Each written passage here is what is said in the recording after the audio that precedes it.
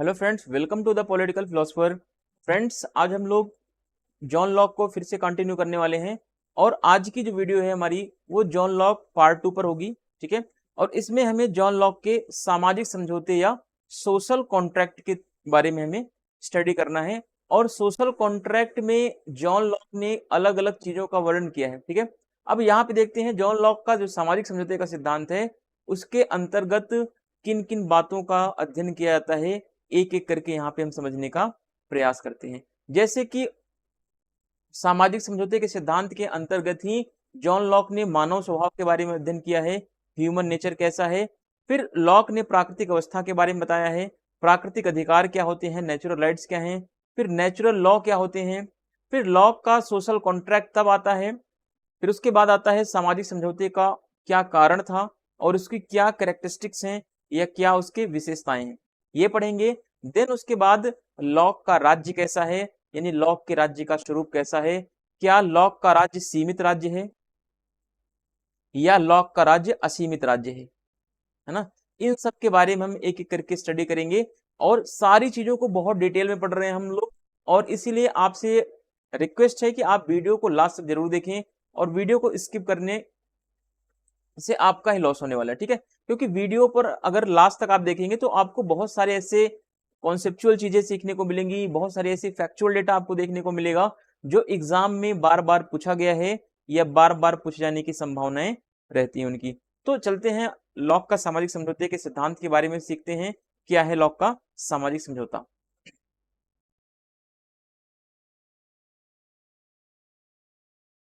चलिए, सामाजिक समझौता सिद्धांत को वैज्ञानिक ढंग से प्रतिपादित करने वाले दार्शनिकों में हॉब्स और रूसो के साथ साथ जॉन लॉक का भी नाम उल्लेखनीय है। यानी कि अगर हम बात करें सामाजिक समझौते सिद्धांत की तो इसमें तीन थिंकर आते हैं, हॉब्स, लॉक और Rousseau.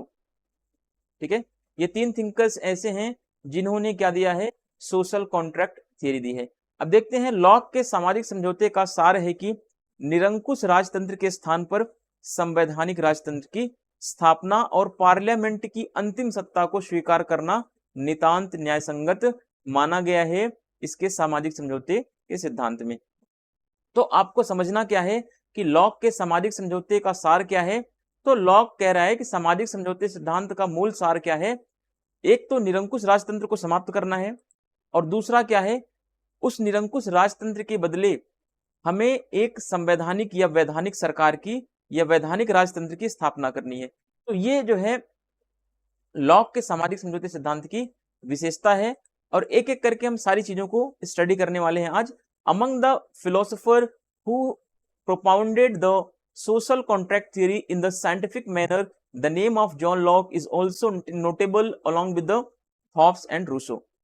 The essence of Locke's social contract is the establishment of constitutional monarchy in place of autocratic monarchy.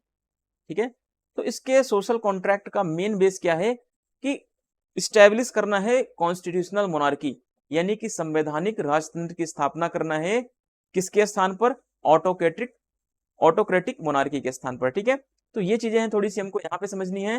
फिर देखते हैं लॉक के समझौता संबंधी विचार जो है हॉब्स के विचारों से मेल नहीं खाते हैं, यानी हॉब्स का सामाजिक समझौते का सिद्धांत अलग है और लॉक का अलग है। दोनों के सामाजिक समझौते के सिद्धांत में आपको अंतर देखने को मिलेगा। उसके सामाजिक समझौता संबंधी विचारों की व्याख्या निम्न प्रकार से की जा सकती है, किसके, लॉक के। अब यहाँ पे हम लॉक के सामाजिक समझौते के विचारों की व्याख्या अलग अलग टाइप से करेंगे। कैसे करेंगे एक एक करके यहाँ पे हम देखते हैं कि उसने किन किन विचारों की व्याख्या की है अपने सामाजिक समझौते सिद्धांत के तहत। चलिए आगे देखते हैं किन किन सिद्धांतों की व्याख्या की है उसने सामाजिक समझौता प्रस्तुत करते समय। तो उसने मानव स्वभाव के बारे में बोला है, ह्यूमन नेचर के बारे में, फिर स्टेट ऑफ नेचर के बारे में बोला है, प्राकृतिक अवस्था के बारे में, फिर नेचुरल राइट्स के बारे में बोला है यानी प्राकृतिक अधिकार के बारे में, फिर प्राकृतिक नियमों की बात की है, नेचुरल लॉ की बात की है, फिर सोशल कॉन्ट्रैक्ट इसने बताया कि सामाजिक समझौता क्या है, कैसे हुआ है, फिर सामाजिक समझौते का कारण क्या है। ठीक है, what is the reason of the social contract, फिर राज्य का स्वरूप कैसा है या कह लें फॉर्म ऑफ द स्टेट। तो इन सब के थ्रू क्या करता है वो सामाजिक समझौते की परिभाषा देने का प्रयास करता है या लॉक जो है इन सारे तत्वों के माध्यम से एक एक करके वह सामाजिक समझौते को प्रदर्शित करना चाह रहा है। तो उसके सामाजिक समझौते क्या है, ये एक एक पार्ट है, ये उसके विचारों को हम एक एक करके यहाँ पे समझने का प्रयास करते हैं। तो सबसे पहले हम देखेंगे आज की वीडियो में मानव स्वभाव के संबंध में लॉक के विचार कैसे हैं। ठीक है, Locke's view on the human nature. अब आपको समझना क्या होता है एक्चुअली में कि लॉक एक उदारवादी विचारक है। ठीक है, लॉक उदारवादी विचारक है। तो लॉक जो है उदारवादी होने के कारण व्यक्ति के अधिकारों पर बल देगा। ठीक है, अब यहां पर लॉक जो है व्यक्ति को ज्यादा महत्व देगा अन्य किसी संस्थाओं से, यानी कि व्यक्ति साध्य होगा और राज्य क्या होंगे, साधन होंगे। तो इस हिसाब से देखते हैं एक एक करके। लॉक के मानव संबंधी विचार जो हैं हॉब्स के क्या हैं, एकदम विपरीत हैं। ऐसा भी आ सकता है एग्जाम में क्वेश्चन कि लॉक के मानव संबंधी विचार जो हैं हॉब्स के समान ही हैं। तो ये आपसे गलती वहां पे करवाने के चांसेस बने रहते हैं। तो इस तरीके के क्वेश्चन को जब आप पढ़ें, जब आप इन चीजों को पढ़ें, तो आप क्या करते हैं कि पढ़ते हुए आगे निकल जाते हैं, लेकिन आप जितनी भी लाइंस को पढ़ें उनको एज अ क्वेश्चन पढ़ें कि क्या यह क्वेश्चन बन सकता है या नहीं बन सकता है। ठीक है, तो यहाँ पे लॉक के मानव संबंधी विचार जो हैं हॉब्स के मानव संबंधी विचारों से बिल्कुल अलग हैं। कैसे अलग हैं? एक तो हॉब्स ने मानव को क्या माना है, हॉब्स के अकॉर्डिंग मानव क्या है, स्वार्थी है, पाशविक प्रवृत्ति है उसकी, यानी पशु के समान है वो। ठीक है, लालची है। वहीं दूसरी तरफ लॉक क्या कहता है, लॉक कहता है कि मानव का स्वभाव कैसा होता है, शांतिपूर्ण है। मानव का स्वभाव शांतिपूर्ण है, मानव नैतिक प्राणी है, मानव एक सामाजिक प्राणी है। ठीक है, ये सारी चीजों का उल्लेख जो है लॉक अपने विचारों में करता है मानव के संबंध में। तो यहां पे आपको अंतर पता चल गया कि लॉक के विचार कैसे हैं और हॉब्स के विचार मानव स्वभाव को लेकर के कैसे हैं। ये चीजें आपको थोड़ी सी क्लियर करके चलनी पड़ेगी। चलिए आगे देखते हैं।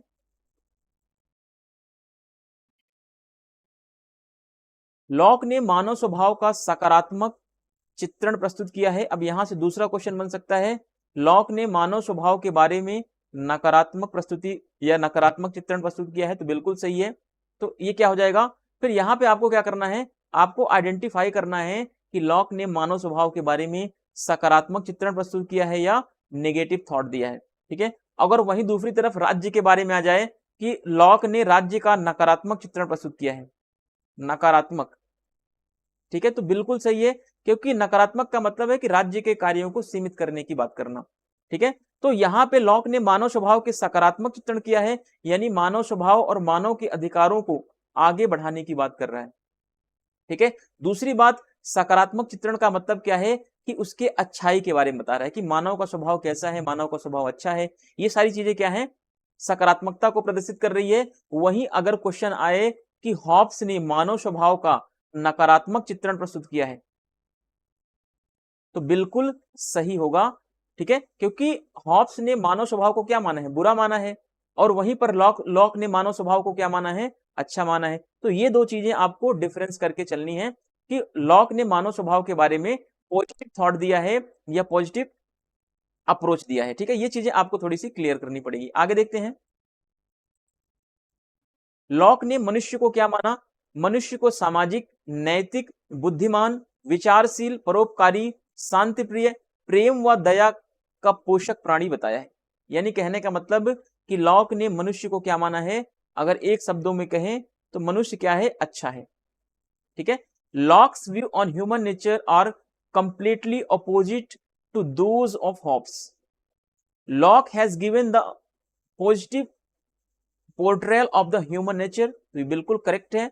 Lock has describe the human as a social, moral, intelligent, thoughtful and altruistic, peace loving and loving the compassionate creatures. तो ये बात बिल्कुल सही है। आपको ये एक एक पॉइंट्स एक एज ए क्वेश्चन के रूप में ध्यान रखना है, क्योंकि जब कॉन्सेप्चुअल क्वेश्चन पूछता है तो ऐसे एक एक पॉइंट्स को ऐड करता है, वहां पर पॉजिटिव नेगेटिव को चेंज करके आपसे क्वेश्चन पूछ सकता है, जहां से आप गलती करने के चांसेस आपके पास ज्यादा बढ़ जाते हैं। एक तो आपके पास एग्जाम का प्रेशर होता है, दूसरी आप चीजों को अगर नहीं पढ़ के जाएंगे अच्छे से तो वहां पे जाहिर सी बात है कि आप 100% गलती वहां पे कर देते हैं। आगे देखते हैं लॉक के मानव स्वभाव के बारे में। सभी मनुष्य क्या होते हैं, नैतिक दृष्टि से क्या है, समान है और उन्हें समान अधिकार भी प्राप्त है, ऐसा लॉक का मानना है। ठीक है। लॉक का मनुष्य जो है नैतिक व्यवस्था को स्वीकार करने वाला और उनके अनुसार आचरण करने वाला प्राणी है। यानी लॉक का मनुष्य जो है एक तो नैतिक है और नैतिक व्यवस्था को भी स्वीकार कर चुका है और नैतिक आचरण भी फॉलो कर रहा है। ठीक है। लॉक के अनुसार सभी मानवीय क्रियाओं का स्रोत क्या है? इच्छा होती है।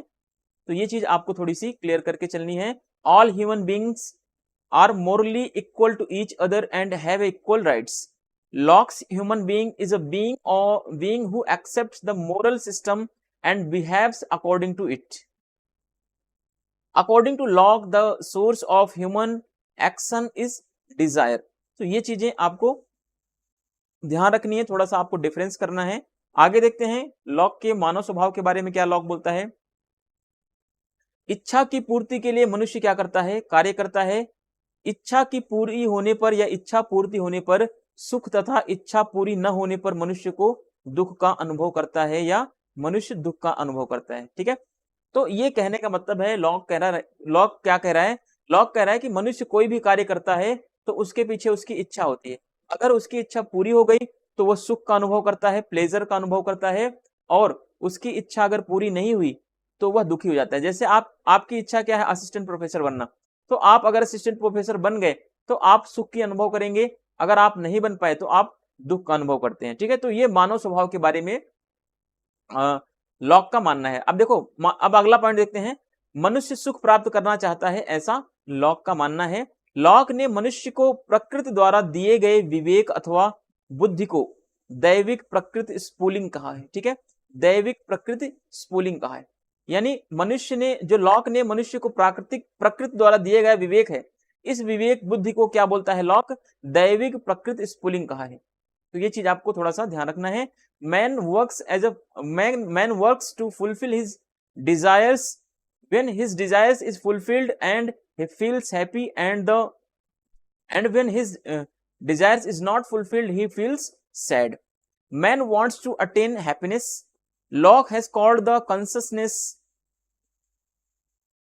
और intelligence given to man by nature as a divine nature spooling. तो ये चीजें थोड़ी सी आपको ध्यान में रखनी है। आगे देखते हैं हॉब्स के मानव स्वभाव के बारे में, लॉक के मानव स्वभाव के बारे में। जहां हॉब्स का मनुष्य कोरा जंगली पशु है, ठीक है, वहीं पर लॉक का मनुष्य क्या है? नैतिक प्राणी है। ये कथन और कारण में भी क्वेश्चन आ सकता है, ये बात ध्यान रखना। कथन हो जाएगा, स्टेटमेंट हो जाएगा कि जहां हॉब्स का मनुष्य कोरा जंगली पशु है, वहीं पर लॉक का मनुष्य क्या है? एक नैतिक प्राणी है। या फिर ऐसा भी कह सकता है एग्जाम में कि हॉब्स का जो मनुष्य है वही एज इट इज लॉक का भी मनुष्य है। तो ये गलत हो जाएगा। ठीक है। तो आपको अंतर करना सीखना पड़ेगा। अब देखिए, हॉब्स का मनुष्य क्या है? घोर स्वार्थी है, जबकि लॉक का मनुष्य क्या है? परोपकारी भी है, स्वार्थी नहीं। ठीक है। अब देखिए नेक्स्ट पॉइंट, हॉब्स का मनुष्य क्या है? झगड़ालू है, जबकि लॉक का मनुष्य क्या है? शांतिप्रिय है। यह झगड़ा करना नहीं चाहता है। यह क्या है? शांति को प्रिफर करता है, यह नैतिकता को पसंद करता है और ये झगड़ालू नहीं है। While Hobbes man is a mere wild animal, Locke's man is a moral being. Hobbes man is extremely selfish, while Locke's man is also altruistic. Hobbes man is a quarrelsome, while Locke's man is peace loving. तो ये चीजें आपको अंतर देखना है कि Hobbs का मनुष्य कैसा है और लॉक का मनुष्य कैसा है। मैं एक एक चीजों को आपको बहुत डिटेल में पढ़ा रहा हूं और आपको कोई भी पॉइंट, मैं ये चाहता हूं कि कोई भी पॉइंट या कोई भी ऐसा क्वेश्चन या कोई भी ऐसा यूनिट या ऐसा टॉपिक ना बचे जो आपको यहां पर क्लियर ना करा पाऊं हॉब्स के बारे में। ठीक है। तो मेरा उद्देश्य यही है कि हॉब्स से जितने भी क्वेश्चन बनने के चांसेस होते हैं, मैं पहले 4 से 5-6 बुक कोड पढ़ता हूं अच्छे से। ठीक है। फिर उसके बारे में एक एक करके एक एक स्टडी करता हूं, क्या क्वेश्चन बन सकता है, कौन सी लाइन कहां से उठानी है, फिर तब जाके आपके लिए एक प्रॉपर तरीके, सिस्टमेटिक तरीके से चीजों को लाके आपके यहाँ पे सिस्टमेटिक तरीके से चीजों को मैं आपके सामने रखता हूं। ठीक है।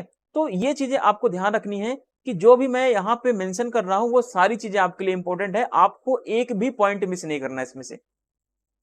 आगे देखते हैं, अब हॉब्स की प्राकृतिक अवस्था देखते हैं। हमने क्या देख लिया अभी? मानव स्वभाव के बारे में देख लिया कि लॉक का मानव स्वभाव कैसा है। लॉक ने मानव को शांतिप्रिय बताया है, वहीं पर हॉब्स ने मानव को क्या माना है? हॉब्स ने मानव को स्वार्थी माना है, झगड़ालू माना है, जबकि लॉक का मानव कैसा है, नैतिकता प्रिय है, शांति प्रिय है। अब देखते हैं प्राकृतिक अवस्था के बारे में विचार, स्टेट ऑफ नेचर के बारे में। स्टेट ऑफ नेचर के बारे में हॉब्स ने भी विचार दिया है और लॉक ने भी विचार दिया है। अब देखते हैं प्राकृतिक अवस्था में, प्राकृतिक अवस्था के संबंध में भी लॉक के विचार जो हैं हॉब्स के विपरीत हैं।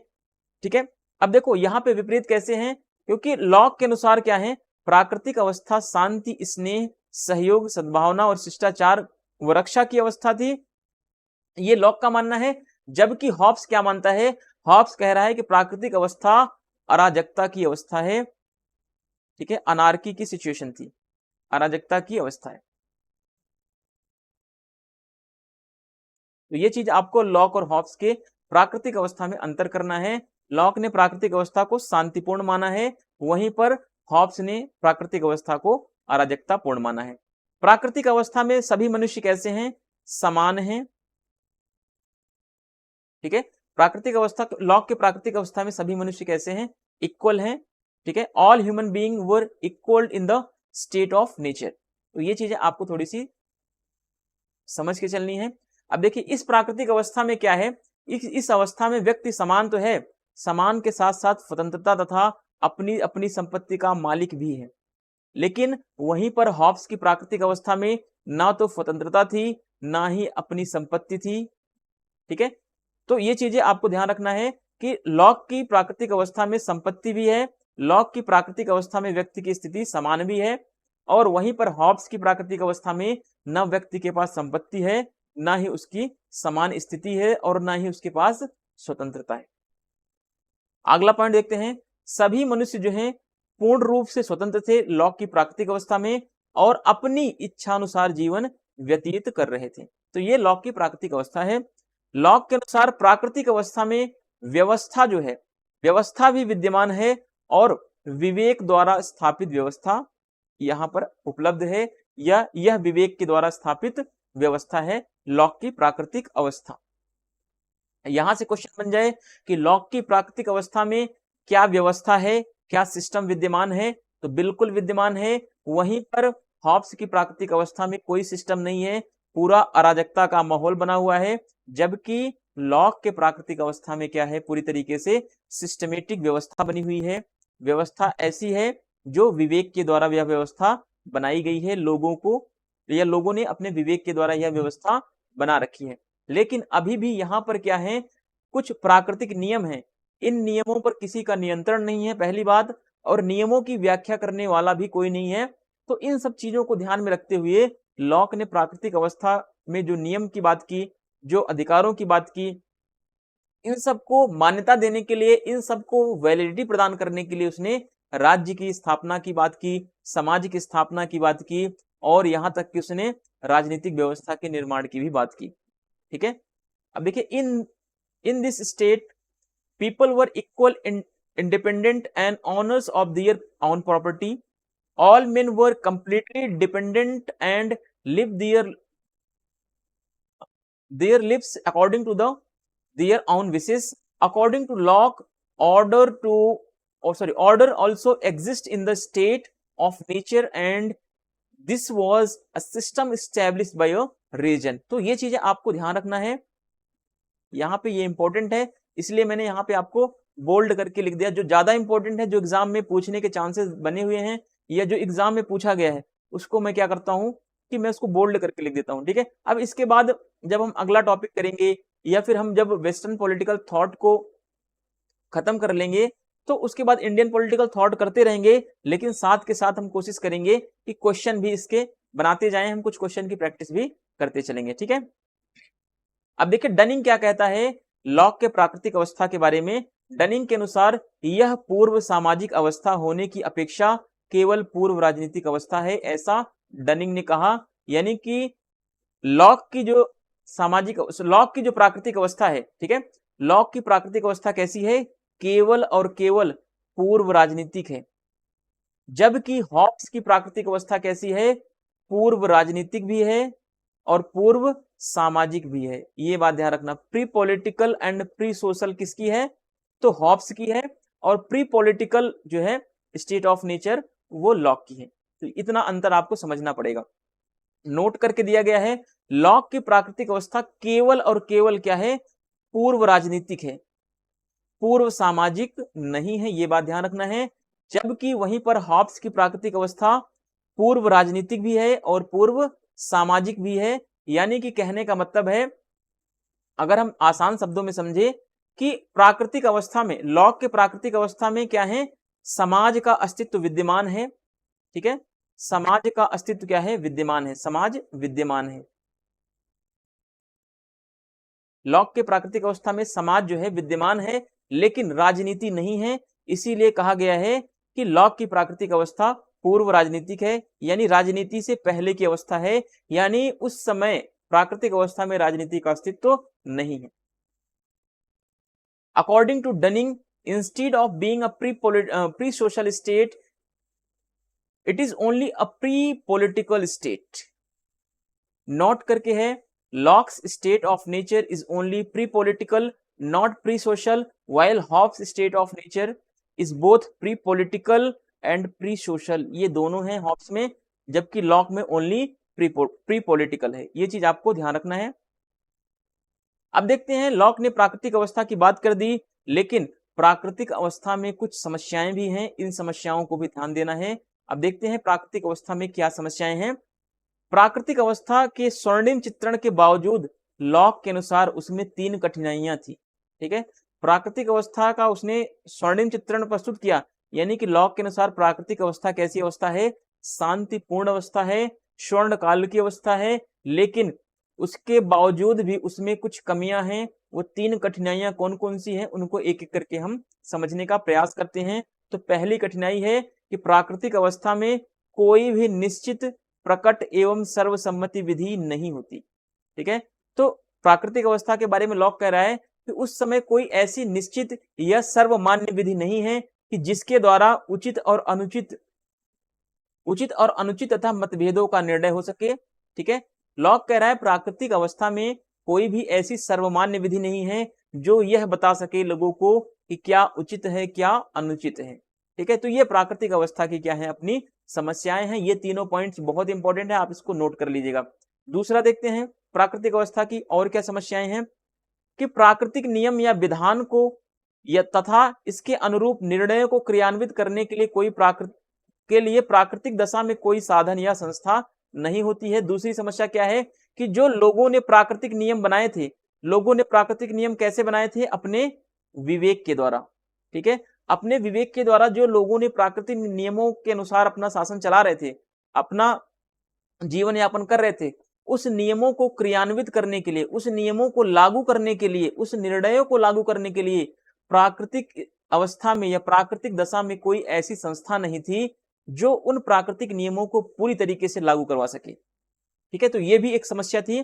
तीसरी समस्या क्या है प्राकृतिक अवस्था की, कि इसमें सब व्यक्तियों को न्याय करने और दंड देने का अधिकार होता है, अर्थात दंड देने वाली कोई निष्पक्ष सत्ता भी यहाँ पर नहीं है। तो प्राकृतिक अवस्था में एक प्रॉब्लम और है कि सभी व्यक्ति क्या हैं, अपने मामले में न्यायाधीश हैं, अपने मामले में दंड देने के लिए अधिकारी हैं, और यहाँ पर कोई ऐसी सर्वोच्च और निष्पक्ष सत्ता नहीं है जो यह बता सके कि किस व्यक्ति ने क्या अपराध किया है, क्या नहीं किया है, यह दंड का स्वरूप क्या होगा, कैसे होगा, कितना दंड मिलेगा, कितना दंड नहीं मिलेगा, ये सारी चीजों का कोई भी उल्लेख करने वाला सत्ता या कोई भी ऐसी संस्था वहां पर विद्यमान नहीं है। तो ये चीजें आपको ध्यान में रखनी है कि 3 कठिनाइयां क्या हैं।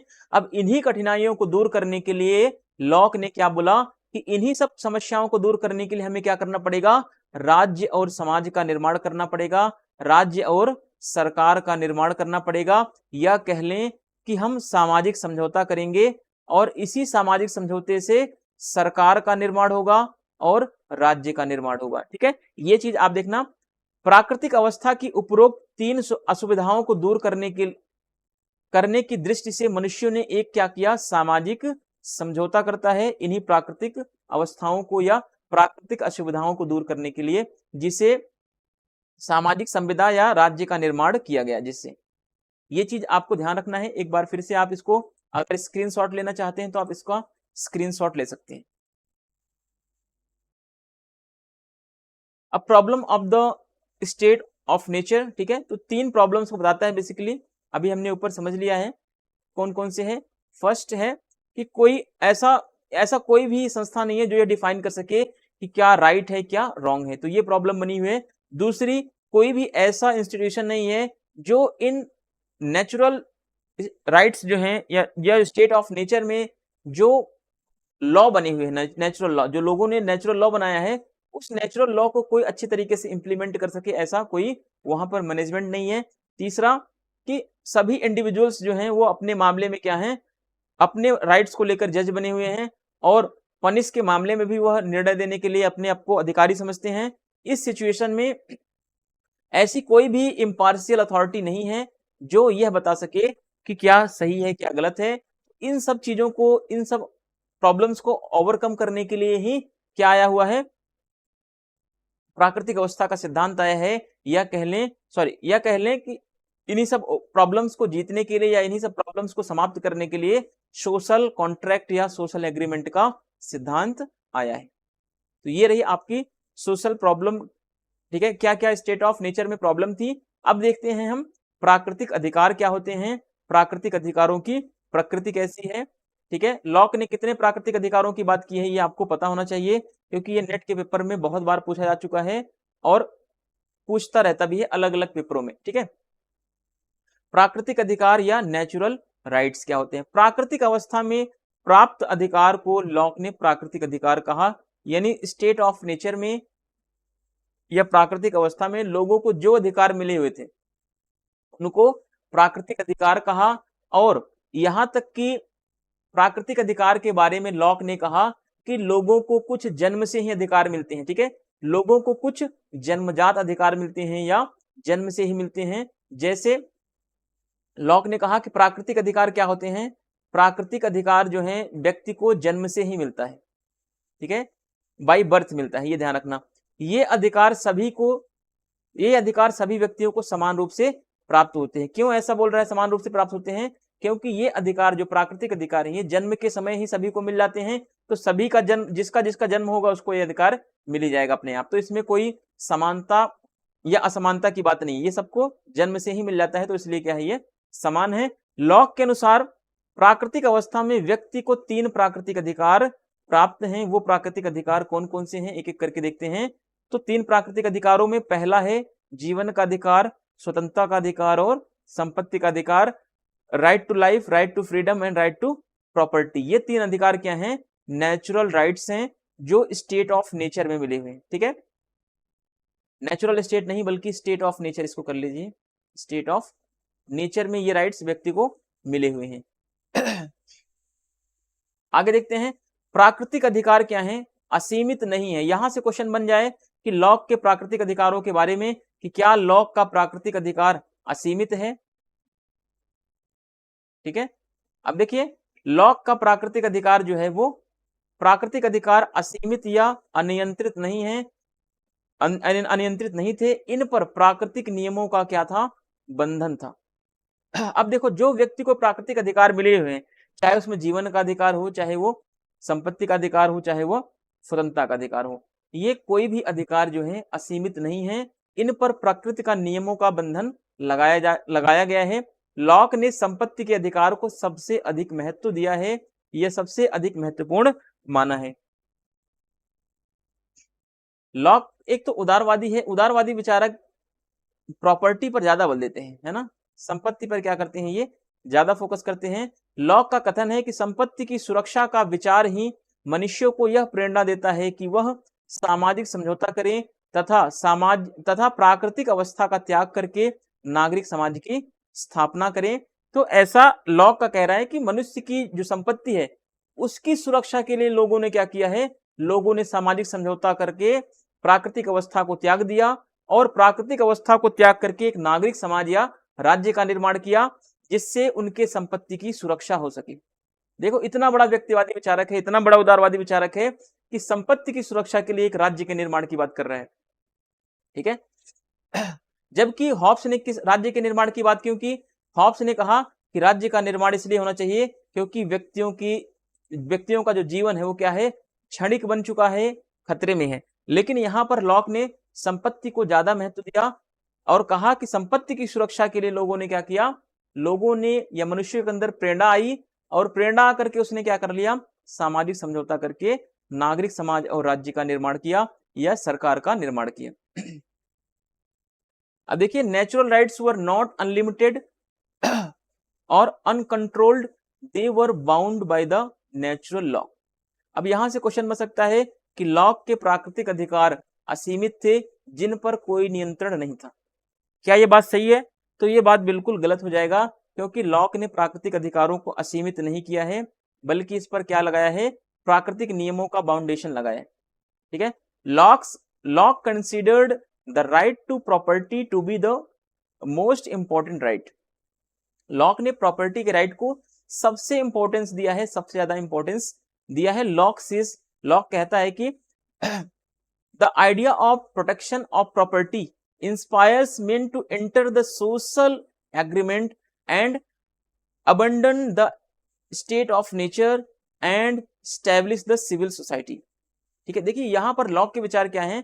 लॉक कह रहा है कि जो प्रॉपर्टी के प्रोटेक्शन का आइडिया है, यह लोगों को इंस्पायर करता है और इससे इंस्पायर होकर के लोगों ने क्या किया, सोशल एग्रीमेंट किया या सामाजिक समझौता किया और जो स्टेट ऑफ नेचर था उसको त्याग दिया, प्राकृतिक अवस्था का त्याग करके एक नागरिक समाज या राज्य का निर्माण करते हैं ये लोग। अब हमने देख लिया प्राकृतिक अधिकारों की बात कर ली हमने, अब देखते हैं प्राकृतिक नियम क्या है। ठीक है, प्राकृतिक नियमों की बात करते हैं। प्राकृतिक नियम के संबंध में हॉब्स तथा लॉक के विचारों में काफी भिन्नता है या अलगाव है। वैसे लॉक व हॉब्स दोनों प्राकृतिक नियमों को मानव विवेक की उपज मानते हैं। देखो, लॉक कहता है कि जब कोई राज्य नहीं था, जब कोई सरकार नहीं था, तो उस समय व्यक्तियों ने एक समाज संस्था या समाज नामक संस्था या समाज की उपस्थिति में कह लें या अपने विवेक से उन्होंने अपने आप को सरवाइव रखने के लिए, अपने आप को जीवित रखने के लिए अपने विवेक से जो नियम बनाए थे, उन नियमों को क्या बोला गया, उन नियमों को प्राकृतिक नियम बोला गया। यानी ये प्राकृतिक नियम किसकी उपज है, मानव विवेक का परिणाम है, मानव विवेक का परिणाम है। ठीक है, क्यों ऐसा है, क्योंकि लॉक का मानव कैसा है, विवेकशील प्राणी है, एक तार्किक प्राणी है। ठीक है, तो लॉक के मानव जब तार्किक प्राणी है, लॉक का मानव, तो लॉक ने कहा कि व्यक्ति तार्किक होने के नाते प्राकृतिक अवस्था में भी अपने लिए कुछ नियम बनाता है जिससे कि उसका जीवन सही तरीके से संचालित हो सके। लेकिन जहां हॉब्स प्राकृतिक नियमों की उत्पत्ति जीवन के असुरक्षित होने पर बताता है। ठीक है, हॉब्स कहता है कि प्राकृतिक नियम तब आते हैं जब लोगों का जीवन खतरे में आ जाता है, लेकिन वहीं पर लॉक क्या कह रहा है कि प्राकृतिक अवस्था की शुरुआत में से ही प्राकृतिक नियम लोगों ने बना लिया था, कि जैसे ही प्राकृतिक अवस्था शुरू हुई, शुरू से ही लोगों ने क्या बना लिया, इस प्राकृतिक अवस्था में अपने लिए नियम बना लिए। लेकिन हॉब्स कह रहा है कि प्राकृतिक नियम तब बने जब लोगों के जीवन खतरे में आ गया था। तो ये चीज आपको ध्यान रखना है। There is a lot of difference in the views of Hobbes and Locke regarding the natural law. Both Locke and Hobbes consider natural law to be the product of human conscience.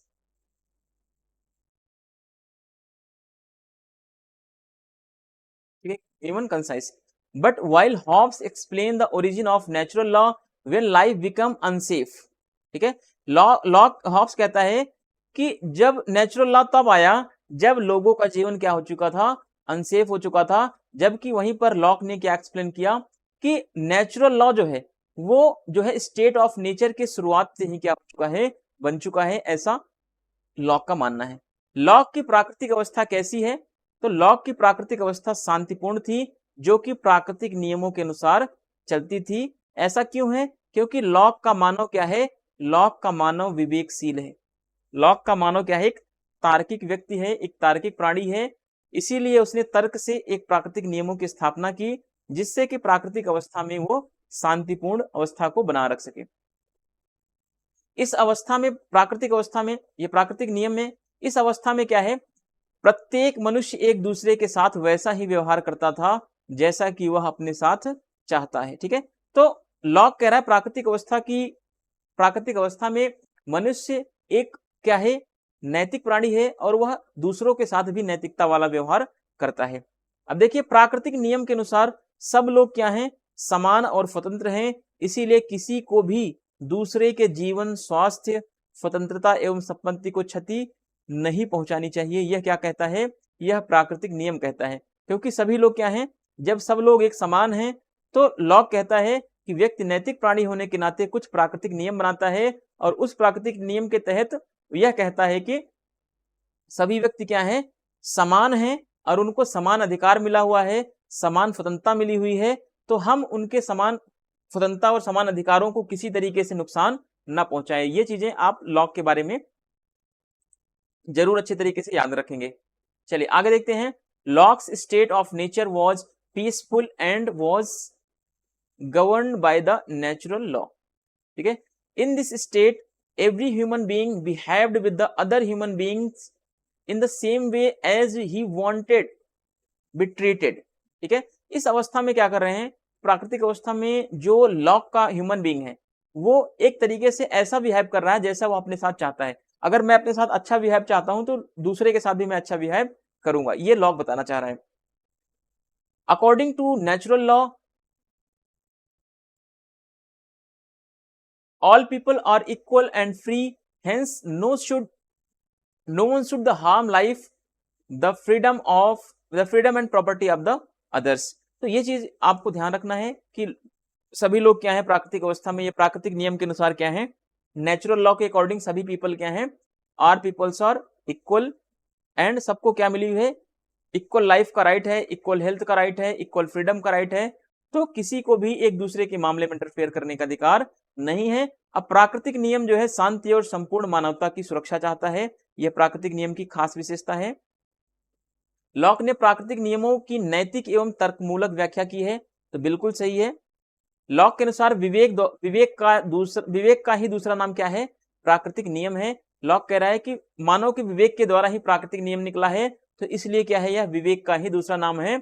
According to Locke natural law is another name for conscience. ठीक है, तो ये चीजें आपको ध्यान रखनी है। आगे देखते हैं।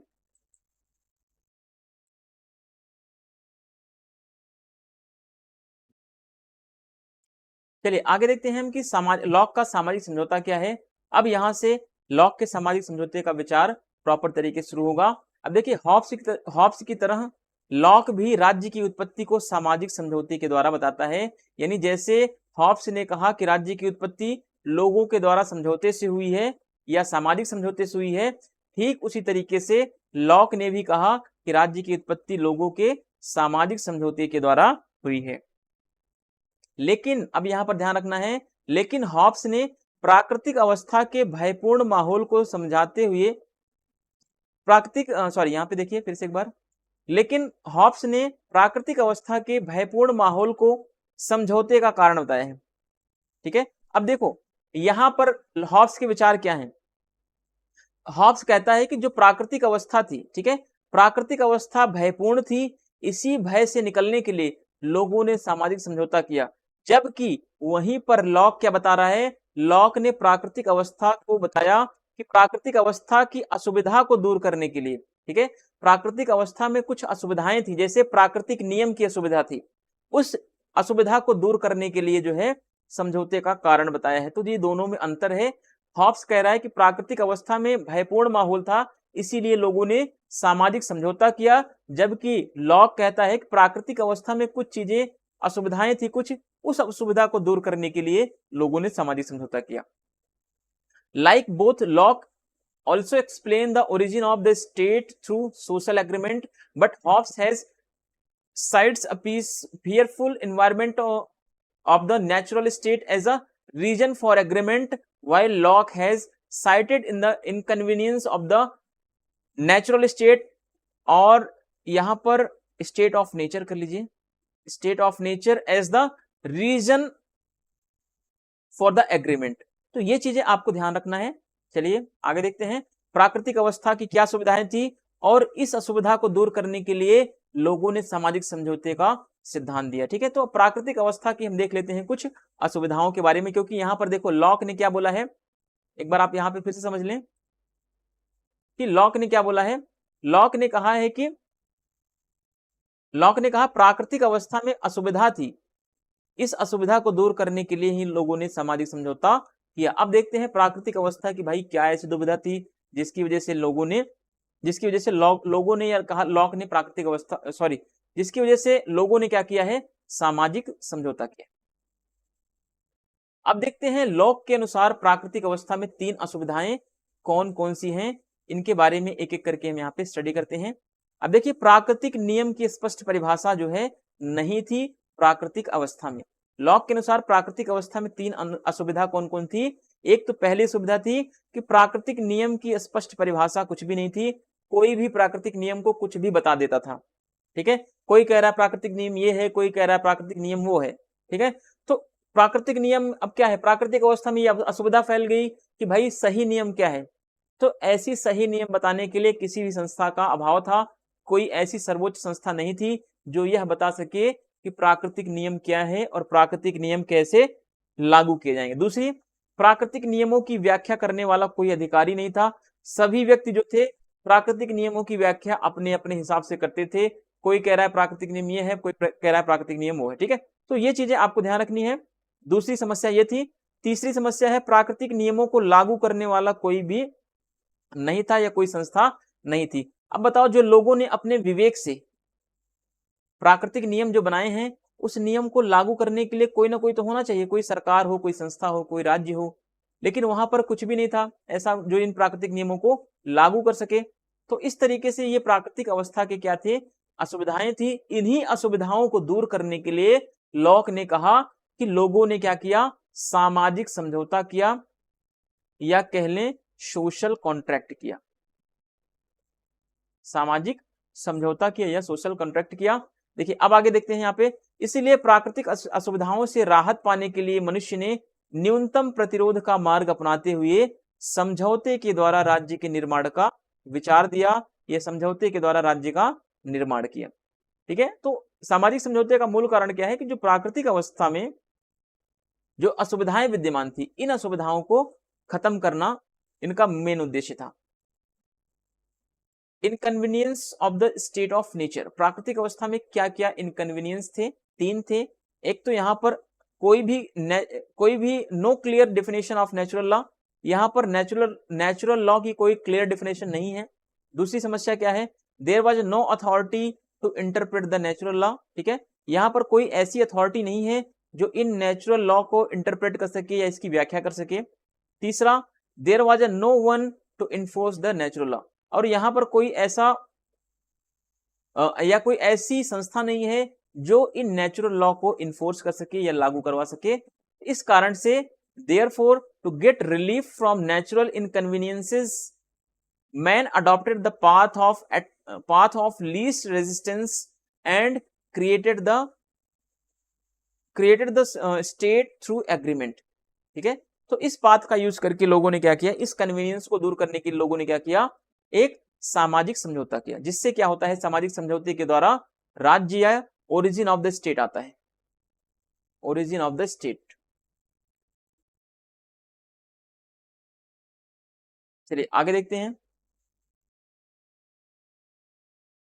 अब देखते हैं लॉक के सामाजिक समझौते की क्या विशेषता है, सामाजिक समझौते में क्या क्या बातें कही गई हैं, एक एक करके यहां पर हम समझने का प्रयास करते हैं। लॉक के अनुसार व्यक्तियों ने कितने समझौते किए। पहली बात तो आपको यह समझना है कि लॉक का जो सामाजिक समझौता है उस समझौते में 2 समझौते हैं। ठीक है, लॉक ने कहा कि व्यक्तियों ने कितने समझौते किए हैं, 2 समझौते किए प्राकृतिक अवस्था में। पहले समझौते से क्या आता है, पहले समझौते से राज्य का निर्माण होता है या कह लें समाज का निर्माण होता है। ठीक है, राज्य और समाज का निर्माण जो है पहले समझौते से आता है, दूसरे समझौते से सरकार का निर्माण होता है। ये बात आप ध्यान रखेंगे, सरकार का निर्माण। हम बहुत डीप में चीजों को सीखने चल रहे हैं, तो आप लोग प्लीज पेशेंस बना के रखेंगे और सारी चीजों को अच्छे से सुन करके समझ करके अपने नोट्स को बनाएंगे और सीखने का प्रयास करेंगे। अब देखिए लॉक की प्राकृतिक अवस्था में क्या है, समाज विद्यमान है या समाज का स्वरूप बना हुआ है। ठीक है, जबकि हॉब्स की प्राकृतिक अवस्था में न तो समाज है, ना ही कोई राज्य है, ना ही कोई राजनीतिक व्यवस्था है। ठीक है। तो लॉक की प्राकृतिक अवस्था में समाज था, ये चीज आपको स्टार बना के लिख लेना है, कैसे भी करो आप इसको, आपको याद करना ही पड़ेगा ये सारी चीजें। ठीक है, दूसरा पॉइंट देखते हैं। प्रथम समझौते से मनुष्यों ने प्राकृतिक अवस्था को समाप्त करके राज्य या नागरिक समाज की स्थापना की। तो पहले समझौते से क्या आता है, जब लोगों ने पहला सामाजिक समझौता किया तो उससे क्या निर्माण किया, राज्य या नागरिक समाज, राज्य या नागरिक समाज का निर्माण किया। तो ये चीज आपको ध्यान रखनी है, लॉक के प्रथम सामाजिक समझौते से राज्य या नागरिक समाज का निर्माण होता है। अब यहाँ पे आपको एक चीज और समझ लेना है साथ के साथ, कि राज्य चाहे बोल लो आप, चाहे नागरिक समाज बोल लो आप, ठीक है, दोनों का मतलब क्या है, दोनों का मतलब एक ही है।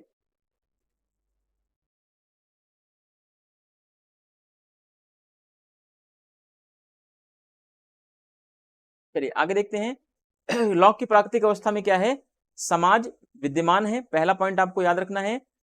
प्रथम समझौते से मनुष्यों ने प्राकृतिक अवस्था को समाप्त करके राज्य या नागरिक समाज की स्थापना कर लेता है पहले समझौते से। फिर क्या होता है पहले समझौते में, लॉक जो है राज्य को नागरिक या राजनीतिक समाज भी कहता है, ये बात भी ध्यान रखना है। ठीक है, राज्य को क्या बोला है लॉक ने, राज्य का ही नाम बताया है, नागरिक समाज भी है, राज्य को ही इसने राजनीतिक समाज भी कहा है। दोनों चीजें आपको ध्यान रखनी है। यह समझौता समाज के सभी व्यक्तियों का सभी व्यक्तियों के साथ किया गया है, ये बात ध्यान रखना है। और इस समझौते का स्वरूप कैसा है, सामाजिक है यह समझौता, इसीलिए समझौते के द्वारा कुछ अधिकार जो हैं व्यक्तियों ने नागरिक समाज को सौंप दिया है। ठीक है, इसलिए समझौते के द्वारा कुछ अधिकार जो हैं व्यक्तियों ने किसको सौंपा है, नागरिक समाज को सौंप दिया है। अब दूसरा समझौते से क्या होता है, दूसरे समझौते से सरकार का निर्माण होता है, या कह लें गवर्नमेंट का फॉर्मेशन होता है। यह समझौता लोग सामूहिक रूप से राज्य या नागरिक समाज के साथ करते हैं। अब देखो पहले समझौते से क्या बन गया, नागरिक समाज बन गया। ठीक है, अब नागरिक समाज के लोग आपस में समझौता करके एक अन्य संस्था को बनाते हैं, जिसका नाम क्या है, जिसका नाम है सरकार। ठीक है, तो सरकार का निर्माण करते हैं। तो समझौता दो होता है, ये बात ध्यान रखना है। अब जो देखिए दूसरा समझौता है, क्या है, यह शासन विषयक समझौता है, यानी दूसरे समझौते में लोगों ने शासन संबंधी समझौता किया है। तो ये बात भी आपको ध्यान रखना है, क्योंकि यही शासन विषयक समझौता जो है सरकार का निर्माण करता है, सरकार का निर्माण करता है, यानी सरकार के निर्माण से संबंधित सभी बातें इसमें दूसरे समझौते में कही गई हैं। इस समझौते में सरकार की स्थापना की जाती है, ये भी इंपॉर्टेंट है। ठीक है, सरकार की स्थापना एक ट्रस्ट के रूप में की जाती है। इसका क्या मतलब है कि सरकार की स्थापना एक ट्रस्ट के रूप में की जा रही है। ट्रस्ट के रूप में इसलिए की जा रही है क्योंकि लोगों ने दो समझौते किए हैं, जिसमें पहला समझौते से क्या होता है, नागरिक समाज आता है, और दूसरे समझौते से एक सरकार की स्थापना होती है। सरकार को क्या बोला गया है, ट्रस्ट की भांति बोला गया है। यानी ट्रस्ट का मतलब क्या है कि सरकार अब क्या करेगी, सरकार केवल और केवल लोगों के अधिकारों की सुरक्षा करेगी, लोगों के अधिकारों की सुरक्षा करेगी। ठीक है, इसके अलावा सरकार का कोई कार्य नहीं है। अगर सरकार जो है लोगों के प्राकृतिक अधिकार जो उनको जन्म से मिले हुए हैं, जिनमें जीवन, स्वतंत्रता और संपत्ति का अधिकार है, अगर सरकार इन तीनों अधिकारों की सुरक्षा नहीं कर पाती है तो सरकार के विरुद्ध क्रांति की जा सकती है, या दूसरा समझौता भंग किया जा सकता है। ठीक है, और समझौता भंग होने के बाद दोबारा से नागरिक समाज के लोग समझौता करके फिर से नई सरकार या नई राजनीतिक व्यवस्था को बना सकते हैं। तो ये चीज आपको ध्यान रखना है पूरी तरीके से। इस प्रकार से लॉक ने राज्य व सरकार में अंतर किया है, ये बात ध्यान रखना। अब देखिए पहले समझौते से क्या बताया इसने, राज्य का निर्माण होता है, पहले ही समझौते से ही समाज का निर्माण होता है, पहले ही समझौते से ही क्या होता है, नागरिक समाज आता है। ये तीनों नाम क्या हैं, एक ही हैं, एक ही समझौते से सारी चीजें बनती हैं। इसीलिए अब दूसरे समझौते से क्या होता है, सरकार आता है। अब बताओ, अब राज्य अलग है, पहले समझौते से आया है, सरकार दूसरे समझौते से आया है, तो लॉक ने कहा कि राज्य और सरकार में अंतर है, अलग अलग हैं दोनों, क्योंकि दोनों अलग अलग समझौते से आए हैं। इसीलिए लॉक ने बोला कि राज्य अलग है और सरकार अलग है। ठीक है, दोनों अलग अलग समझौते से आए हैं राज्य और सरकारें। According to Locke people made two agreement. पहला फर्स्ट एग्रीमेंट। फर्स्ट एग्रीमेंट में आपको क्या देखना है, Locke's nature, state of nature में क्या है, सोसाइटी का एग्जिस्टेंस है। फर्स्ट एग्रीमेंट से ही ह्यूमन ने जो नेचुरल स्टेट के जो सिचुएशन थी उसको एंड करके एक सिविल सोसाइटी बनाता है। और लॉक इसको क्या बोलता है, पॉलिटिकल सोसाइटी या सिविल सोसाइटी या स्टेट इसको बोलते हैं। ठीक है, तो पहले एग्रीमेंट से क्या होता है, origin of the state, state और सिविल सोसाइटी आती है। और सेकंड एग्रीमेंट से क्या आता है, गवर्नमेंट आती है। ठीक है, तो this was agreement regarding the governance. ये इंपॉर्टेंट है, मैंने ब्लैक करके लिखा हुआ है। In this agreement a government is established, government is establish in the form of trust. अब देखिए, जो गवर्नमेंट बनेगी वो ट्रस्ट के रूप में बनेगी, यानी सरकार का काम क्या होगा, गवर्नमेंट एक ट्रस्ट की तरह कार्य करेगी, यानी संपत्ति की सुरक्षा करेगी, लोगों के अधिकारों की सुरक्षा करेगी। ठीक है, तो इस तरीके से लॉक ने क्या अंतर किया है, लॉक ने स्टेट में और गवर्नमेंट में अंतर कर दिया है। ये चीज आपको ध्यान रखनी है।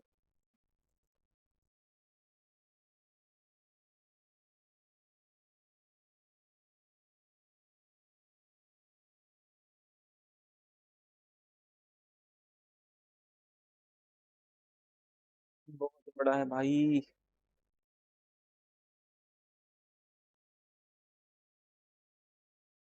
खत्म करते हैं आज इसको, चाहे कितना भी बड़ा हो। आज ही 1.5 घंटे की क्लास हो जाएगी, कोई दिक्कत नहीं। चलिए आगे देखते हैं। अब देखो, लॉक ने बता दिया कि राज्य अलग है और सरकार अलग है, क्योंकि दोनों जो है अलग अलग समझौते के द्वारा आई हुई हैं। अब समझौते के द्वारा सरकार की स्थापना हो जाने के बाद भी सरकार पर नागरिक समाज क्या करेगा, नजर बना के रखेगा, निगरानी बना के रखेगा। अब ऐसा नहीं कि नागरिक समाज का निर्माण हो गया इधर, इधर सरकार का निर्माण हो गया।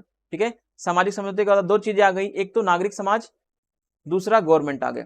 तो ऐसा नहीं कि नागरिक समाज अब क्या करेगा, नागरिक समाज जो है अब सरकार के ऊपर नियंत्रण करेगा।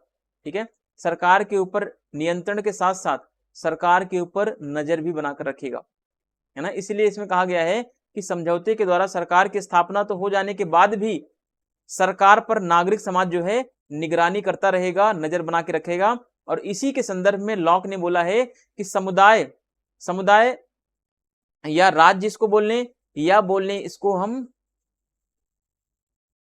राजनीतिक समाज, सारे नाम क्या है इसके, एक ही है। ठीक है, तो लॉक कह रहा है कि समुदाय ऐसा गृह स्वामी है, यानी ऐसा घर का मालिक है जो घर की रखवाली के लिए पहरेदार तो रखता है, लेकिन फिर भी क्या करता है, स्वयं जाग जाग कर यह देखता है कि कहीं पहरेदार सो तो नहीं गया, है ना, कि कहीं पहरेदार सो तो नहीं गया है। ये इंपॉर्टेंट है, नेट में आ सकता है। तो ये चीजें जो है लॉक कह रहा है कि भले से व्यक्तियों ने सरकार का निर्माण कर दिया है, लेकिन व्यक्ति जो है सरकार पर निगरानी करते रहेंगे। ठीक है, सरकार पर निगरानी इसलिए करेंगे कि कहीं सरकार जो है निरंकुश तो नहीं हो रही है, कहीं सरकार जो है लापरवाह तो नहीं हो गई है। तो इस चीजों को ध्यान में रखते हुए लॉक ने कहा कि समुदाय के द्वारा जो है सरकार के ऊपर पूरी तरीके से नियंत्रण बना के रखा जाएगा, पूरी तरीके से निगरानी की जाएगी। Even after the establishment of the government by agreement, the civil society keeps a watch on the government.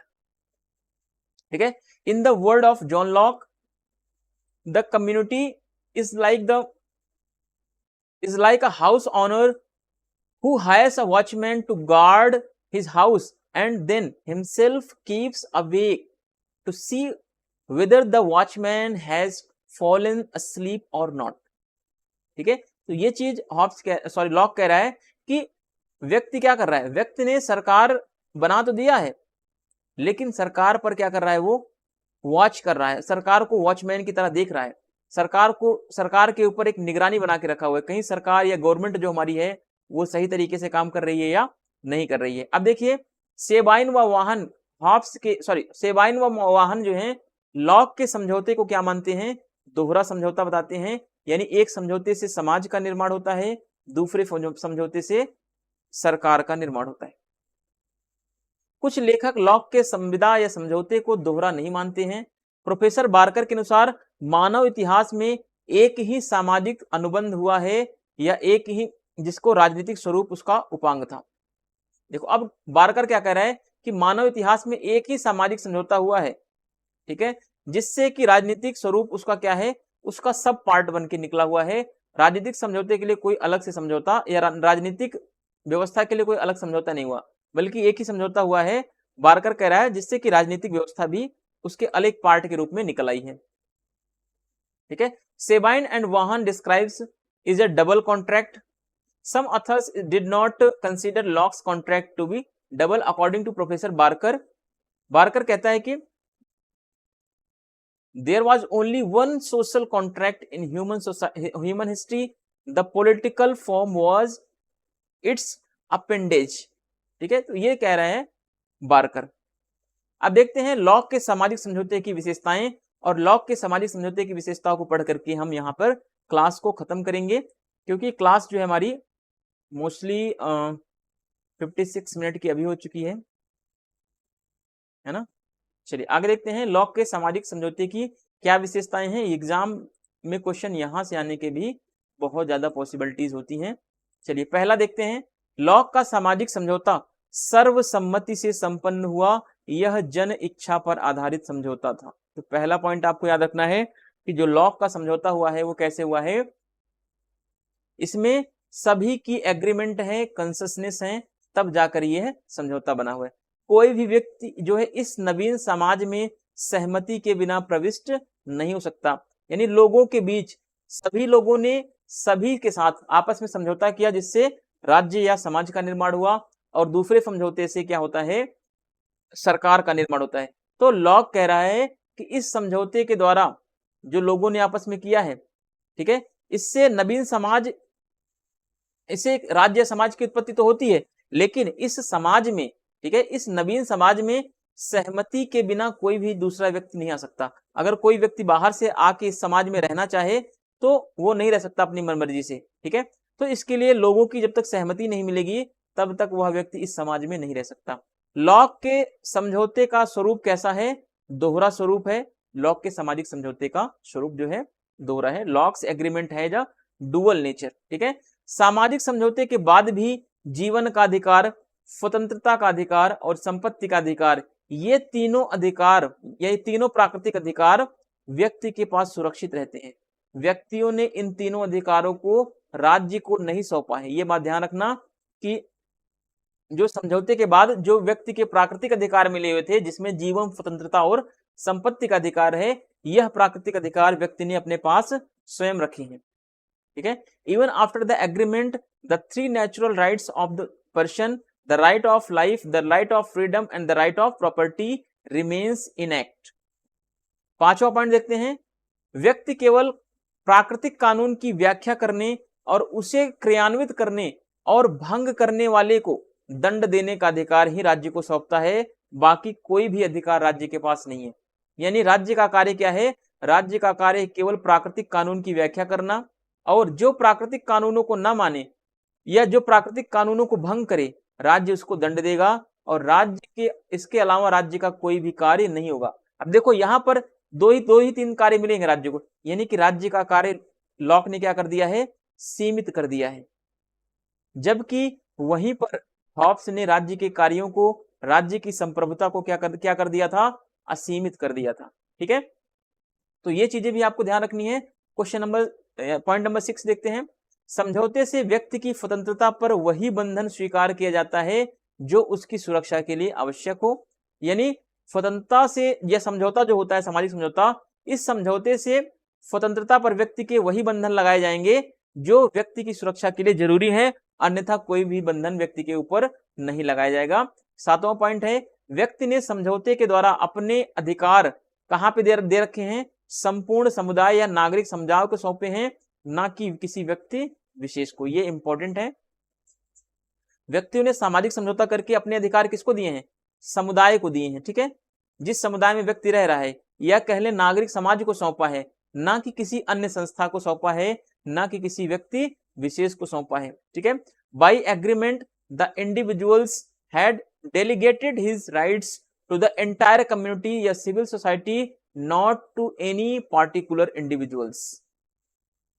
तो ये सारी चीजें आपको अच्छे तरीके से समझना है, एक एक पॉइंट्स को अच्छे से पढ़ना है और एज अ क्वेश्चन पढ़ना है कि यहां से क्वेश्चन बन सकता है, तभी आप एग्जाम में अच्छा जेआरएफ करने के लिए एलिजिबल बनेंगे। अदरवाइज आप भी ऐसे 60 65 70 72 क्वेश्चन करके आ जाएंगे, कोई रिजल्ट उसका नहीं निकलेगा। 8वां पॉइंट देखते हैं, सामाजिक समझौते की 8वां विशेषता क्या है इसमें, समझौते से उत्पन्न नागरिक समाज असीमित अधिकार संपन्न, सर्वशक्तिशाली, निरंकुश हॉब्स के लेवियाथन के जैसा नहीं था। यानी अब जो लोगों ने लॉक का जो सामाजिक समझौता हुआ है, इससे जो नागरिक समाज बनता है उसके पास असीमित अधिकार नहीं है, वह सर्वशक्तिशाली नहीं है, ठीक है, और निरंकुश भी नहीं है। जैसा कि हॉब्स का लेवियाथन निरंकुश था, वैसा लॉक का जो है राज्य या नागरिक समाज निरंकुश नहीं है। 9वां पॉइंट देखते हैं, समझौते पर व्यक्ति के अदेय अधिकारों तथा प्राकृतिक नियमों का क्या है, बंधन भी है। यानी अब देखो समझौता जो हुआ है इसमें व्यक्ति के प्राकृतिक अधिकारों का क्या है, बंधन है, प्राकृतिक नियमों का बंधन है समझौते में। यानी इस समझौते को तोड़ा नहीं जा सकता, ये बात ध्यान रखना। ठीक है, इस समझौते को हमें क्या करना पड़ेगा, जितनी पीढ़ी हमारी आएगी वो हर जनरेशन हमारी इस समझौते को आगे बढ़ाती जाएगी और इस समझौते को तोड़ा नहीं जा सकता। ठीक है, चलिए आगे देखते हैं 10वां पॉइंट, समझौते को प्रत्येक पीढ़ी द्वारा पुनः स्वीकृत किया जाना क्या है, आवश्यक था। ऐसा लॉक ने बोला कि यह समझौता भंग नहीं होगा, बल्कि जो समझौते से जो नागरिक समाज बना है, यह नागरिक समाज क्या करता रहेगा, पीढ़ी दर पीढ़ी इस समझौते को आगे बढ़ाता जाएगा।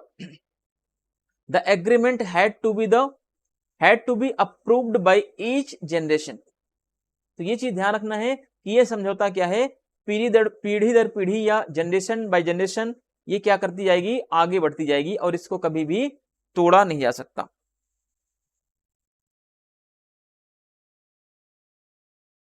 तो ये लॉक के सामाजिक समझौते की विशेषताएं हैं, इनको आप एक एक करके जरूर याद रखेंगे। अब देखते हैं लॉक का सामाजिक समझौता कैसा है। एक तो इसको आगे बढ़ाया जाना है, यानी हर पीढ़ी इसको क्या करेगी, आगे बढ़ाती जाएगी। और देखिए लॉक का जो समझौता है अस्थाई है, जो समाप्त नहीं हो सकता, ये बात भी ध्यान रखना है। Locks agreement was the permanent, could not be ended. यह बहुमत के शासन पर आधारित समझौता है, यानी it was based on the rule of majority. यह बहुत सारे लोगों ने आपस में समझौता करके यह समझौता किया है, यानी बहुत सारे लोगों की आपसी सहमति के बाद यह समझौता हुआ है। ठीक है, और यह समझौता बहुमत के शासन पर चलेगा। 13 नंबर पॉइंट देखें, अगर सरकार समझौते के अनुसार कार्य नहीं करती है तो उसके विरुद्ध क्रांति करके उसे बदला जा सकता है। समझौता कैसा हुआ है, समझौता करके जो सरकार का निर्माण किया गया है, ठीक है, सरकार का इसलिए निर्माण किया गया है क्योंकि लोगों के जो प्राकृतिक अधिकार थे उन अधिकारों की सुरक्षा कौन करेगा, सरकार करेगा। अगर सरकार लोगों के इस समझौते को फॉलो नहीं करता, यानी कि लोगों ने जो सामाजिक समझौता किया है, जो अधिकारों को बचाने के लिए सरकार का निर्माण किया है, अगर सरकार इस अधिकार को नहीं बचा सकता, लोगों के अधिकारों की रक्षा नहीं कर सकता, तो लॉक कहता है कि उस सरकार के विरुद्ध क्रांति किया जा सकता है और सरकार को बदला भी जा सकता है। ये बात ध्यान रखेंगे आप। If the government does not act according to the agreement, it can be changed by the revolution against it. ठीक है, आपको जो चीजें जहां पे पॉइंट्स आपको ना समझ में आ रही चीजें, आप प्लीज जरूर कमेंट करिएगा कि ये वाला पॉइंट सर हमारा क्लियर नहीं हुआ। तो अगली वीडियो में मैं उसको कोशिश करूंगा कि उसको थोड़ा सा समझाने का प्रयास करूंगा, या फिर आप लोगों की कुछ बहुत सारे बच्चों की ऐसी समस्याएं हैं जो ये बताने का प्रयास अभी बताना चाहते हैं कि सर हमारा कुछ एग्जाम में कुछ ऐसे क्वेश्चन थे जो गलत हो गए हैं, या उनके मुझे मार्क्स मिलेंगे या नहीं मिलेंगे, है ना। अभी हो सकता है मैं किसी दिन लाइव आकर के सारे डाउट्स को आपके क्लियर करूं, और सारे जो आपके मन में अभी जो चीजें चल रही हैं, जो अभी आप रिजल्ट को लेकर बैठे हुए हैं, तो प्लीज आप रिजल्ट का वेट मत कीजिए, आप दिसंबर के लिए अपनी प्रिपरेशन को जारी रखें, आपको रुकना नहीं है।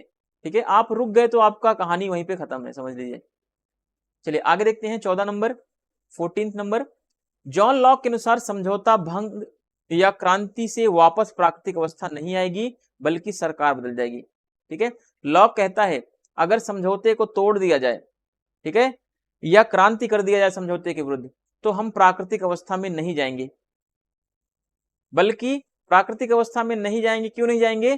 क्योंकि जो समझौता हुआ है वो दो हुआ है, एक से राज्य आया हुआ है, दूसरे से सरकार आया हुआ है। तो हम समझौता किसके विरुद्ध तोड़ेंगे? हम सरकार को समाप्त करेंगे, सरकार के विरुद्ध क्रांति करेंगे। तो सरकार समाप्त होगी लेकिन राज्य तो, नागरिक समाज तो बना ही रहेगा। तो इससे सरकार बदलती रहेंगी। अगर सरकार जो है हमारे अधिकारों की रक्षा नहीं कर पाएगी तो सरकार के विरुद्ध क्रांति कर दी जाएगी और सरकार को समाप्त करके सरकार को बदल दिया जाएगा या दूसरी नई सरकार आएगी। इससे हम प्राकृतिक अवस्था में नहीं जाएंगे। यही सिचुएशन पर लॉक ने कहा कि अगर हम समझौते को भंग करेंगे, लॉक ने कहा, तो हम दोबारा कहां पे चले जाएंगे? प्राकृतिक अवस्था में पहुंच जाएंगे। क्यों? क्योंकि ऐसा हॉब्स का समझौता क्या है? एक ही समझौता है। एक ही समझौते से, हॉब्स के एक ही समझौते से क्या हुआ है? राज्य, समाज, नागरिक या सारी चीजें क्या हुई हैं? सारी चीजें एक ही समझौते से आई हैं। तो एक समझौता हुआ है, अगर एक समझौता टूटा तो सारा टूट के खत्म हो जाएगा। तो हम प्राकृतिक अवस्था में दोबारा चले जाएंगे, ऐसा हॉब्स ने बोला।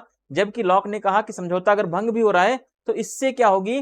प्राकृतिक अवस्था एक तो नहीं आएगी। क्यों? क्योंकि समझौता दो है, ठीक है, केवल सरकार बदलेगी। इस समझौते से केवल प्राकृतिक अवस्था का अंत होता है, प्राकृतिक कानून का अंत नहीं होता। देखो, हॉब्स का जो लॉक का सामाजिक समझौता है, लॉक कह रहा है कि हमने जो सामाजिक समझौता किया है, इस सामाजिक समझौते से जो हम प्राकृतिक अवस्था में रह रहे थे उसी में बदलाव आया हुआ है, वही प्राकृतिक अवस्था खत्म हुई है, वही प्राकृतिक अवस्था का अंत हुआ है। जबकि जो प्राकृतिक अवस्था में जो कानून थे वो कानून अभी भी बने हुए हैं और इन्हीं कानूनों की सुरक्षा के लिए तो हमने सामाजिक समझौता किया है। इन्हीं कानूनों की सुरक्षा के लिए तो हमने सरकार का निर्माण किया है, या कह लें इन्हीं कानूनों की सुरक्षा के लिए हमने राज्य का निर्माण किया है या नागरिक समाज का निर्माण किया है। ठीक है, तो हॉब्स कह रहा है कि समझौता से केवल प्राकृतिक अवस्था बदली है और प्राकृतिक कानून वही है। ठीक है, प्राकृतिक कानूनों में कोई बदलाव नहीं आया। 16 नंबर पॉइंट देखते हैं। राजनीतिक समाज में प्रवेश लेते समय प्राकृतिक मनुष्य ने अपना कार्यकारी और निर्णय लेने का अधिकार क्या कर दिया? खो दिया। देखो, अब प्राकृतिक समाज में जब हम प्रवेश लेते समय क्या करते हैं? राजनीतिक समाज में है यहाँ पे। देखो, लॉक कह रहा है कि, अब यहाँ पे थोड़ा सा एक बार समझ लो अच्छे से, चलिए आगे देखते हैं। देखो, लॉक कह रहा है कि राजनीतिक समाज में, ठीक है, राजनीतिक समाज में प्रवेश लेते समय जब राजनीतिक समाज में समझौते के द्वारा प्रवेश ले रहा है तो उस समय क्या हो रहा है? प्राकृतिक मनुष्य ने क्या कर दिया? अपना कार्यकारी और निर्णय लेने का अधिकार खो दिया, जो प्राकृतिक अवस्था में वो निर्णय ले रहा था। ठीक है, अब समझौता होने के बाद निर्णय कौन लेगा? सरकार लेगी या समाज लेगा निर्णय। ठीक है, तो अब हम राजनीतिक समाज में जैसे आते हैं तो वैसे ही जो हमारी प्राकृतिक स्थिति थी, जो प्राकृतिक नियम बने हुए थे, उस नियम के तहत व्यक्ति ही सारे निर्णय लेता था, सारे मामलों में न्यायाधीश बना हुआ था। तो वो निर्णय लेने का अधिकार जैसे ही हम राजनीतिक समाज में आते हैं, या कह लें जैसे ही हम राज्य में प्रवेश करते हैं, या जैसे ही हम नागरिक समाज में प्रवेश करते हैं, वैसे ही प्राकृतिक निर्णय लेने का जो हमारा अधिकार था वो अधिकार क्या हो चुका है? समाप्त हो चुका है। ठीक है, while entering the political society the natural man lost his executive and decision making power। अब देखते हैं नेक्स्ट क्या है इसमें। इस अनुबंध की या इस समझौते की या इस सामाजिक समझौते की मुख्य विशेषता यह है कि प्रत्येक व्यक्ति बहुमत के निर्णय को स्वीकार करेगा और बहुमत के निर्णय को पूरे समाज का निर्णय माना जाएगा। तो इस समझौते का यह मुख्य विशेषता है। लॉक के अनुसार समाज तो प्राकृतिक है, ठीक है, जो प्राकृतिक अवस्था में भी था। लॉक कह रहा है समाज कैसा है? समाज तो प्राकृतिक है ही है, क्योंकि यह प्राकृतिक अवस्था में भी तो समाज विद्यमान था। लेकिन जो राज्य आएगा, जो राज्य और नागरिक समाज आएगा, ठीक है, लॉक के अनुसार समाज क्या है? जो प्राकृतिक अवस्था में भी समाज का अस्तित्व विद्यमान है, लेकिन जो राज्य और नागरिक समाज आता है जो समझौते के द्वारा आता है। ठीक है, नागरिक समाज और राज्य का निर्माण या सरकार का निर्माण क्या होता है? समझौते के द्वारा होता है। और यह कैसा है, यह आर्टिफिशियल है, यह कह लें यह कृत्रिम है।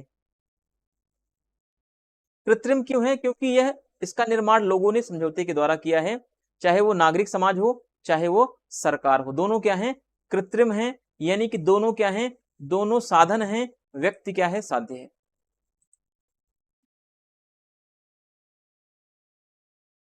तो इस तरीके से कुछ स्टेटमेंट हैं, इसको हम देख लेते हैं। जैसे डनिंग के बारे में, डनिंग कहता है कि लॉक के सामाजिक संविदा संबंधी विचारों में ऐसी कोई बात नहीं जो उसके पूर्ववर्ती दार्शनिकों के द्वारा प्रतिपादित न की गई हो। फिर डनिंग आगे कहता है, इसका दूसरा स्टेटमेंट है, लॉक द्वारा अनुमानित प्राकृतिक अवस्था राज्य से पूर्व की थी, समाज से पूर्व की नहीं। ये हमने शायद पहले भी ऊपर पढ़ लिया है। डनिंग कह रहा है, there is nothing in Locke's view on the social contract that has not been propounded by his predecessors. ठीक है। फिर डनिंग कहता है, was the natural state postulated by the locke prior to the state or prior to the society। फिर आगे देखते हैं, अगला स्टेटमेंट है वेपर का, लॉक का सामाजिक समझौते का विचार जो है हॉब्स की अपेक्षा रूसो के विचार से अधिक मिलता जुलता है, ऐसा वेपर बोलता है। फिर लॉक व रूसो दोनों का मानना है कि समझौते के बाद भी जनता के सर्वोच्च अधिकारों में कोई कमी नहीं आती है, डबल इन्वर्टेड कॉमा बंद है। ये स्टेटमेंट है वेपर का, तो याद रखेंगे, क्योंकि बहुत लोगों की कंप्लेंट थी पहले कि सर आप कोटेशन नहीं ऐड करते हैं, आप सर फैक्चुअल डेटा नहीं ऐड करते, है ना। तो मैंने सोचा कि भाई आपकी इच्छा को पूरी कर दिया जाए, क्योंकि बहुत सारे बच्चे ऐसे हैं कि जो टीजीटी में बैठते हैं, जो पीजीटी में बैठते हैं, है ना, ये इन सब चीजों को ध्यान में रखते हुए फिर और चीजों को ऐड करने का प्रयास हमने किया हुआ है। Locke's idea of the social contract is more similar to Rousseau's idea than the Hobbes. Both Locke and Rousseau believe that in ever after contract there is no reduction in the supreme rights of the people। तो इस तरीके से आज का हमारा topic यहीं पर खत्म होता है, और इसके बाद हम देखेंगे कि लॉक के राज्य का विचार या लॉक के राज्य पर क्या विचार हैं, या लॉक के राज्य की प्रकृति कैसी है, लॉक के धर्म के संबंध में क्या विचार हैं, लॉक के संपत्ति के संबंध में क्या विचार हैं, लॉक के महिलाओं के संबंध में क्या विचार हैं, वो अगले पार्ट में हम सारा कवर कर लेंगे, सारा खत्म कर लेंगे, यानी कि 3 पार्ट में हम लगभग इस पूरे चैप्टर को कवर कर लेंगे। इसके बाद हम रूसो देखेंगे। ठीक है। वीडियो अगर आपको समझ में आ रही है, वीडियो को अगर आपको पूरी तरीके से चीजें क्लियर हो रही है वीडियो के थ्रू, तो प्लीज लाइक, सब्सक्राइब और शेयर जरूर करें। और एक और बात, आप प्रैक्टिस सेट जरूर लगाएं। बिना प्रैक्टिस सेट के मैं हर वीडियो में आपको बताता हूं कि प्रैक्टिस सेट मस्ट है, बिना प्रैक्टिस सेट के आप एग्जाम नहीं पास कर पाएंगे, ये बात ध्यान रखेंगे। मिलते हैं नेक्स्ट वीडियो में, तब तक के लिए लाइक, सब्सक्राइब और शेयर जरूर करें। Thank you, thanks for watching.